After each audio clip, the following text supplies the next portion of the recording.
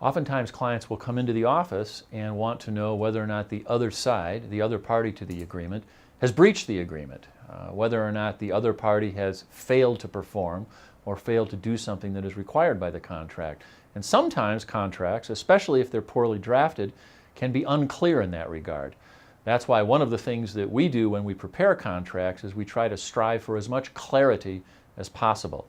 A good contract should really do two things. Number one, the contract should be very, very clear as to exactly what's required of each party, so that each party knows what they must do in order to perform their obligations.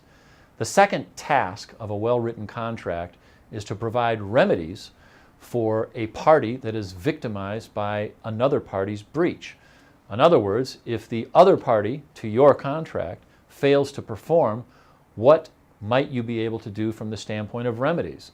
Is your only remedy a court of law, or are you perhaps able to proceed with arbitration, preceded perhaps by some sort of mediation? One of the provisions that we always are very focused on whenever we do any sort of drafting or review of contracts for any sort of client, we want to make sure that the client, who is a party to the agreement, has effective remedies in the event that the other party breaches. This is one of the areas that we always focus on very closely when we are drafting agreements or reviewing agreements for clients. For more information about business law in San Diego, go to purdybailey.com.